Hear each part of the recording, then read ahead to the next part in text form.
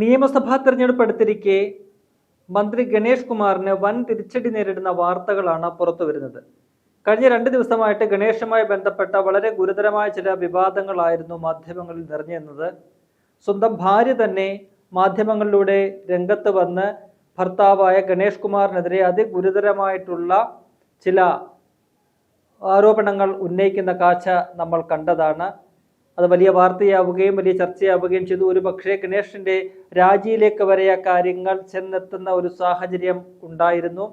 എന്നാൽ ഇതിനിടയ്ക്ക് പലരും ഇടപെട്ടുകൊണ്ട് ദ്രുതഗതിയിലുള്ള ചില നീക്കങ്ങൾ, ചില രക്ഷാപ്രവർത്തനങ്ങൾ പല ഭാഗങ്ങളിൽ നിന്നും ഉണ്ടാവുകയും പിന്നീട് ഗണേഷ് കുമാർ ഭാര്യ ബിന്ദു മേനോനെ വിളിക്കുകയും ഈ വിഷയത്തിൽ മാപ്പ് പറയുകയും ഒക്കെ ചെയ്ത് അങ്ങനെ തടിയൂരിയ പ്രശ്നം സോൾവ് ആയത് ഒരു കുടുംബ പ്രശ്നം എന്നുള്ള നിലയിൽ, ഭാര്യ ഭർത്താവും തമ്മിലുള്ള ഒരു പ്രശ്നം എന്നുള്ള നിലയിൽ ഭർത്താവ് മാപ്പ് പറഞ്ഞപ്പോൾ ഭാര്യ ക്ഷമ കൊടുത്ത പ്രശ്നം ഒതുക്കുന്ന ഒരു കാഴ്ച കണ്ടു. അത് ആ രീതിയിൽ അവിടെ അവസാനിപ്പിക്കാമെങ്കിലും, ഭാര്യയ്ക്കും ഭർത്താവിനോട് അവസാനിപ്പിക്കാമെങ്കിൽ പോലും അതുമായി ബന്ധപ്പെട്ട് സ്വന്തം ഭാര്യയായിട്ടുള്ള ബിന്ദു മേനോൻ ഉന്നയിച്ച ചില ആരോപണങ്ങൾ അത് വലിയ രീതിയിൽ ചർച്ചയാകുന്ന സാഹചര്യം നമുക്ക് മുന്നിലുണ്ട്. എന്തായാലും ഏറ്റവും ഒടുവിൽ മറ്റൊരു വിഷയം കൂടി ഗണേഷ് കുമാറിനെ തിരിഞ്ഞു കൊത്തുന്ന ഒരു കാഴ്ചയാണ് നമുക്ക് കാണാൻ കഴിയുന്നത്. അത് ഉമ്മൻചാണ്ടിയുടെ കാലത്തെ 2011 മുതൽ 2016 വരെ മുഖ്യമന്ത്രിയായിരുന്ന ഉമ്മൻചാണ്ടിയുടെ അവസാന കാലത്ത് പൊട്ടിപ്പുറപ്പെട്ട സോളാർ വിവാദവുമായി ബന്ധപ്പെട്ടുള്ളതാണ്. ആ വിഷയത്തിൽ ഗണേഷ് കുമാറിന് കൊട്ടാരക്കര മജിസ്ട്രേറ്റ് കോടതിയിൽ നിന്നും കനത്ത ഒരു തിരിച്ചടി ഇപ്പോൾ നേരിട്ട വാർത്തയാണ് പുറത്തു വന്നിരിക്കുന്നത്. സോളാർ കേസുമായി ബന്ധപ്പെട്ട് സോളാർ കേസിലെ പ്രതിയായിട്ടുള്ള യുവതി അന്ന് മുഖ്യമന്ത്രിയായിരുന്ന ഉമ്മൻചാണ്ടിക്കും നിരവധി കോൺഗ്രസ് നേതാക്കൾക്കുമെതിരെ ഗുരുതരമായിട്ടുള്ള ലൈംഗിക ആരോപണങ്ങൾ ഉന്നയിച്ചിരുന്നു.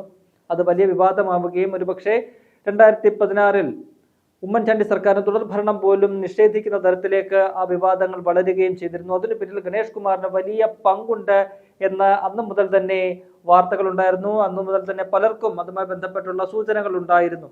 2013 ഗണേഷ് കുമാർ ഉമ്മൻചാണ്ടി മന്ത്രിസഭയിൽ നിന്നും രാജിവെക്കുന്ന ഒരു സാഹചര്യം ഉണ്ടായി. അത് ഈ പറയുന്ന പോലെ അന്നത്തെ ഗണേഷ് കുമാറിന്റെ ആദ്യ ഭാര്യയായിരുന്ന യാമിനി തങ്കച്ചി സമാനമായ രീതിയിൽ ഗണേഷ് കുമാറിനെതിരെ വളരെ ഗുരുതരമായിട്ടുള്ള ചില ആരോപണങ്ങൾ ഉന്നയിക്കുകയും ഗാർഹിക പീഡനം ഉൾപ്പെടെയുള്ള ചില ആരോപണങ്ങൾ ഉന്നയിക്കുകയും പോലീസിലേക്ക് പരാതിയുമായി പോവുകയും ചെയ്തു. അതിനെ തുടർന്നാണ് മുഖ്യമന്ത്രിയായിരുന്ന ഉമ്മൻചാണ്ടി ഗണേഷിന്റെ രാജി ചോദിച്ചു വാങ്ങിയത്. അങ്ങനെ 2013 രാജിവെച്ച് പുറത്തുപോയ ഗണേഷ് കുമാറിന് പിന്നീട് മന്ത്രിസഭയിലേക്ക് തിരികെ വരാൻ കഴിഞ്ഞില്ല.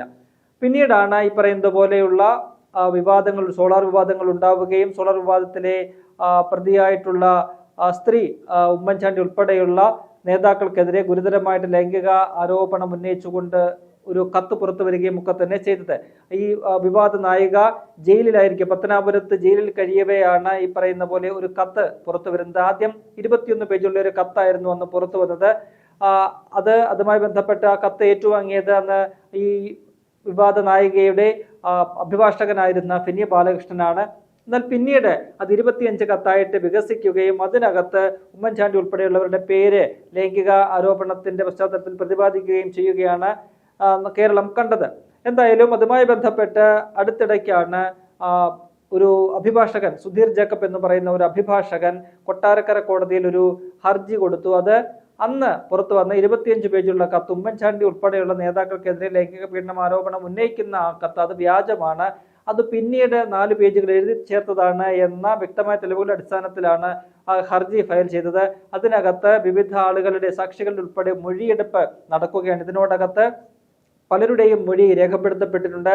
അതിൽ ഏറ്റവും പ്രധാനപ്പെട്ട മൊഴി എന്ന് പറയുന്നത് 2011 മുതൽ 2013 വരെ ഉമ്മൻചാണ്ടി മന്ത്രിസഭയിൽ ഗണേഷ് മന്ത്രിയായിരിക്കെ ഗണേഷിന്റെ പേഴ്സണൽ സ്റ്റാഫിൽ അംഗമായിരുന്ന സുധീർ മലയിൽ എന്ന് പറയുന്ന ഒരു നേതാവിന്റെ മൊഴിയാണ്.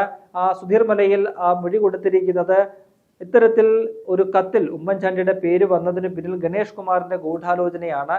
ആദ്യം ഈ പറയുന്ന സോളാർ കേസിലെ പ്രതിയായിട്ടുള്ള സ്ത്രീ ജയിലിൽ വെച്ച് എഴുതിയ കത്തിൽ 21 പേജ് മാത്രമേ ഉണ്ടായിരുന്നുള്ളൂ.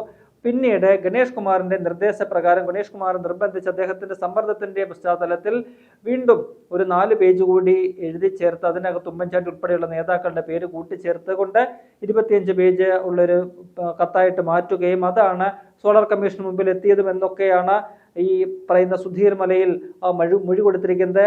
അത്തരത്തിൽ ഗണേഷ് കുമാർ പെരുമാറാനായിട്ട് കാരണമായിട്ട് സുധീർ മലയിൽ പറയുന്നത് 2013 ഉമ്മൻചാണ്ടി മന്ത്രിസഭയിൽ നിന്നും ഗണേഷിനെ പുറത്താക്കിയതാണ്. ഗണേഷിനെ പുറത്താക്കിയതിന് ശേഷം തനിക്ക് മന്ത്രിസഭയിലേക്ക് തിരികെ വരാൻ കഴിയില്ല എന്ന് വ്യക്തമായപ്പോൾ ഗണേഷ് പല ഘട്ടങ്ങളിലായിട്ട് പറഞ്ഞിട്ടുണ്ട് തനിക്ക് ഉമ്മൻചാണ്ടിയുടെ പകയുണ്ട്, ഉമ്മൻചാണ്ടിയുടെ ഈ പക താൻ വീട്ടും, എന്ത് വില കൊടുത്താണെങ്കിലും ഉമ്മൻചാണ്ടി ഉൾപ്പെടെയുള്ള നേതാക്കളെ താൻ കൊടുക്കും എന്ന് പലപ്പോഴും തന്നോട് പറഞ്ഞിട്ടുണ്ട് എന്നാണ് സുധീർ മലയിലെ കൊട്ടാരക്കര മജിസ്ട്രേറ്റ് കോടതിയിൽ മൊഴി നൽകിയിരിക്കുന്നത്. അത്തരത്തിൽ മന്ത്രിസഭയിൽ നിന്നും പുറത്താക്കിയതിന്റെ പക ഗണേഷ് കുമാറിന് ഉമ്മൻചാണ്ടിയോട് ഉണ്ടായിരുന്നു. ആ പക തനിക്കുണ്ട് എന്ന് ഗണേഷ് പലതവണ തുറന്നു പറഞ്ഞിട്ടുണ്ട്. അതിന്റെ ഫലമായിട്ടാണ് ഇത്തരത്തിൽ ഈ ഉമ്മൻചാണ്ടിയുടെ ഉൾപ്പെടെ പേര് അത്തരത്തിൽ ഈ ലൈംഗിക പീഡന പരാതിയിൽ വന്നത്, ആ കത്തിൽ വന്നത് എന്നാണ് സുധീർ മലയിൽ മൊഴി കൊടുത്തിരിക്കുന്നത്. അതിനുശേഷം ഈ പറയുന്ന ഫെനി ബാലകൃഷ്ണനും സമാനമായ രീതിയിൽ മൊഴി കൊടുത്തു. ഫെനി ബാലകൃഷ്ണന്റെ മൊഴിയിൽ പറയുന്നത് ഇതിന് പിന്നിൽ ഈ ഗണേഷ് കുമാറിന്റെ ഗൂഢാലോചനയുണ്ട്, ഗണേഷ് കുമാറിന്റെ PA ഉൾപ്പെടെയുള്ളവര് അതിനകത്ത് തന്നെ ഫോൺ വിളിച്ചിരുന്നു, ഗണേഷിന് വേണ്ടുന്ന കാര്യങ്ങൾ ചെയ്തു കൊടുക്കണം എന്ന ഒരാവശ്യം ഉന്നയിച്ചു, അതിന് പ്രതിഫലം തരാം എന്നൊക്കെ പറഞ്ഞുകൊണ്ട് തന്നെ വിളിക്കുകയും ബന്ധപ്പെടുകയും ചെയ്തിരുന്നു. അത്തരത്തിൽ ഈ പറയുന്ന പോലെ ഗണേഷ് ഈ വിഷയത്തിൽ വലിയ ഒരു ഗൂഢാലോചന നടത്തി എന്ന് ഫെനി ബാലകൃഷ്ണനും ഈ കോടതിക്ക് മുന്നിൽ മൊഴി കൊടുത്തിട്ടുണ്ട്. അത്തരത്തിൽ ഗണേഷിനെ പ്രതിക്കൂട്ടിൽ നിർത്തുന്ന ഈ കത്തിനു പിന്നിൽ, ആ വ്യാജ കത്തിനു പിന്നിൽ ഗണേഷിന്റെ കരങ്ങളാണ്, ഗണേഷിന്റെ ബുദ്ധിയാണ് പ്രവർത്തിച്ചത് എന്ന് വ്യക്തമാക്കുന്ന നിരവധി മൊഴികൾ കോടതിക്ക് മുന്നിൽ ഇതിനോടകം എത്തിയിട്ടുണ്ട്. അപ്പോൾ അടുത്തിടയ്ക്ക് ഗണേഷ് കുമാർ ഒരു ഹർജിയുമായിട്ട് കോടതിയെ സമീപിച്ചു. ഇതിന്റെ വിചാരണ നിർത്തിവെക്കണം, അതായത് നിയമസഭാ തെരഞ്ഞെടുപ്പ് അടുത്തിരിക്കുകയാണ്, ഇത്തരത്തിലുള്ള വിചാരണ നടക്കുകയും അതിന്റെ വാർത്തകൾ പുറത്തു വരികയും ചെയ്യുന്നത് തനിക്ക് തിരിച്ചടിയാകുമെന്ന് മനസ്സിലാക്കിക്കൊണ്ടാണ് ഗണേഷ് കോടതിയെ സമീപിച്ചത്. ഹർജിയിൽ പറയുന്നത് വിചാരണ ഈ തെരഞ്ഞെടുപ്പിന്റെ പശ്ചാത്തലത്തിൽ നിർത്തിവെക്കണമെന്നാണ്. ആ ഹർജിയിൽ ഇപ്പോൾ വിധി വന്നിരിക്കുകയാണ്. ഗണേഷിന്റെ ആ വാദം അല്ലെങ്കിൽ ആവശ്യം കോടതി തള്ളിയിരിക്കുന്നു. ഈ പറയുന്ന പോലെ സോളാർ കേസുമായി ബന്ധപ്പെട്ടുള്ള കത്തിനെ ആസ്പദമാക്കിയുള്ള ഹർജിയിൽ ആ വിചാരണ തൽക്കാലം നിർത്തിവെക്കാൻ സാധ്യമല്ല എന്ന് കോടതി വ്യക്തമാക്കുന്നു. ആ വിചാരണ നടപടികൾ തുടരും എന്നാണ് കോടതി പറയുന്നത്. അങ്ങനെ ഗണേഷിന്റെ ആവശ്യം കോടതി തള്ളിയിരിക്കുകയാണ്. ഗണേശാണ് ഇതിന് പിന്നിൽ, അതായത് 21 പേജ് ഉണ്ടായിരുന്ന കത്ത് 25 പേജായിട്ട് വർദ്ധിപ്പിച്ചത് ഗണേഷിന്റെ ഗൂഢാലോചനയാണ്, ഗണേഷിന്റെ ബുദ്ധിയാണ് അതിനു പിന്നിൽ പ്രവർത്തിച്ചത്. വലിയ രീതിയിലൊരു കളി ഗണേഷ് ഇക്കാര്യത്തിൽ നടത്തിയിട്ടുണ്ട് എന്ന് ആണ് ആരോപണങ്ങൾ. അപ്പോൾ അത്തരത്തിൽ ഗണേഷ് തെരഞ്ഞെടുപ്പ് അടുത്തിരിക്കെ തനിക്കൊരു രാഷ്ട്രീയ നേട്ടം ഉണ്ടാക്കാൻ വേണ്ടിയിട്ട് നടത്തിയ നീക്കമാണിത്. അത്തരമൊരു ഹർജിയുമായിട്ട് മുന്നോട്ട് പോയത്. എന്നാൽ ആ ഹർജി കോടതി അംഗീകരിക്കുന്നില്ല. ഇപ്പോൾ കോടതിയിൽ നിന്ന് വലിയൊരു തിരിച്ചടി ഗണേഷ് കുമാറിന് ഉണ്ടായിരിക്കുന്നു. ഈ കത്തുമായി ബന്ധപ്പെട്ടുള്ള കേസിലെ വിചാരണ നടപടികൾ കോടതിയിൽ തുടരും, അതിന് യാതൊരു തടസ്സവുമില്ല. ഇനിയിപ്പോൾ വരും ദിവസങ്ങളിൽ കൂടുതൽ സാക്ഷികളുടെ ഒക്കെ തന്നെ മൊഴി ഇതിനകത്ത് രേഖപ്പെടുത്തേണ്ടതുണ്ട്. ഗണേഷ് കുമാറും നേരിട്ട് ഇതിനകത്ത് ഹാജരാകേണ്ടതാണ്. എന്തായാലും നിയമസഭാ തെരഞ്ഞെടുപ്പ് അടുത്തിരിക്കെ ഗണേഷിന് വലിയ തിരിച്ചടിയാകുന്ന ഒരു വിധിയാണ് ഇപ്പോൾ ഉണ്ടായിരിക്കുന്നത്. വരുന്ന നിയമസഭാ തെരഞ്ഞെടുപ്പിൽ പത്തനാപുരം മണ്ഡലത്തിൽ നിന്ന് തന്നെ വീണ്ടും ജനവിധി തേടാനുള്ള നീക്കമാണ് ഗണേഷ് നടത്തുന്നത്. എന്തായാലും ഈ ഒരു വിധി ഗണേഷിനെ വലിയ രീതിയിൽ പ്രതികൂലമായി ബാധിക്കുമെന്ന കാര്യത്തിൽ യാതൊരു സംശയവുമില്ല. എന്തായാലും വീണ്ടും ഒരിക്കൽ കൂടി ഒരു നിയമസഭാ തെരഞ്ഞെടുപ്പ് വരുമ്പോൾ ആ സോളാർ കേസും ഒക്കെ തന്നെ വലിയ രീതിയിൽ ചർച്ചയാവുകയാണ്. ഉമ്മൻചാണ്ടിയെ യാതൊരു തെറ്റും ചെയ്യാത്ത ഒരു മനുഷ്യനെ ഇത്തരമൊരു ലൈംഗിക പീഡനാരോപണത്തിൽ കുരുക്കിയ ഗണേഷിന് അദ്ദേഹത്തിന് കാലം കാത്തുവെച്ച കാവ്യനീതിയാണ് ഇത് എന്ന രീതിയിലാണ് സോഷ്യൽ മീഡിയയിൽ ഉൾപ്പെടെ ആളുകളൊക്കെ തന്നെ പ്രതികരിക്കുന്നത്. വിതച്ചതേ കൊയ്യു ചെയ്തതിന്റെ ഫലമെല്ലാം തന്നെ ഗണേഷ് അനുഭവിക്കും എന്നാണ് പറയുന്നത്.